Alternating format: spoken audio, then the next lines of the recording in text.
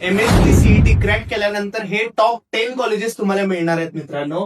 सगळ्यात पहिलं जे कॉलेज आहे ते आहे VJT आहे. त्याच्यामध्ये तुम्हाला 13 लाख ते 40 लाखाच्या आसपास हायेस्ट पॅकेज मिळतं. दुसरं कॉलेज आहे COEP, तिथे ऍव्हरेज पॅकेज आहे 12 लाख आणि हायेस्ट पॅकेज 35-40 लाखापेक्षाही जास्त जातं कम्प्युटर सायन्समध्ये. तिसरं कॉलेज आहे PICT, हे देखील पुण्यामध्येच आहे. तिथे तुम्हाला 10 लाख आणि हायेस्ट पॅकेज आहे ते 30 लाखापेक्षा पण जास्त असतं.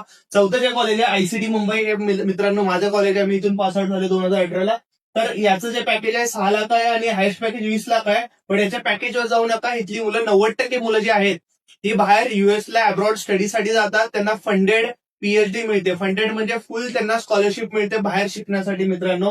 त्याच्यानंतर सरदार पटेल कॉलेज आहे, 15 लाख त्याचं ऍव्हरेज पॅकेज आहे आणि 35 लाखापेक्षा पण अधिक इथे हायेस्ट पॅकेज मिळतं. DJ सांगवी आहे जे की मुंबईमध्ये आहे. अगेन 32 लाखापेक्षा पण जास्त तिथे सॅलरीज आहेत. वालचंद कॉलेज आहे, one of the famous college, सांगलीमधलं खूप चांगलं कॉलेज आहे. गुगल वगैरे इथे कंपनीज आहेत मित्रांनो. पॅकेजचं तर विशेष सोडून द्या. आर्मी कॉलेज आहे पुण्यामधलं, जिथे खूप चांगले पॅकेज, 25 लाखापेक्षा प्लस पॅकेज लागतं. KJ सोमय्या कॉलेज आहे, जिथे 22 लाखापेक्षा पण जास्त कॉलेज प्लेसमेंट होते. VIT आहे, 20 लाखापेक्षा जास्त पॅकेज आहे.